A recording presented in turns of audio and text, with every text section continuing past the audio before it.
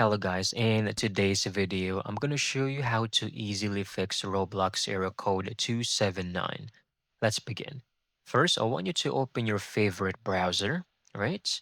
And once you're on the home page, click on the three dots on the top right corner, go to Settings, Privacy and Security, Third-party cookies, see all site data and permissions, and on the search bar, type Roblox. Then just click on this icon, which is the delete icon. This will delete all of your cache files. Once done, minimize the window, and on your keyboard, I want you to type window plus R, okay? And this will show up on your screen.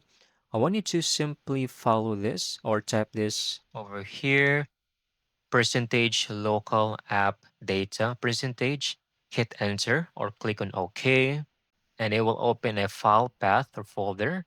I just want you to locate Roblox. You can scroll down or type R, and I have Roblox over here. Now right click and then choose delete. Okay. This will delete all of the cache files on your PC instead of the browser, right? Once done, you might need to go ahead, click on Roblox or re-download the Roblox client itself from their official website.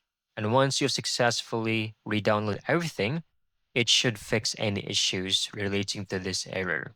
And you might need to do a system restart just to make sure everything will run smoothly from now on.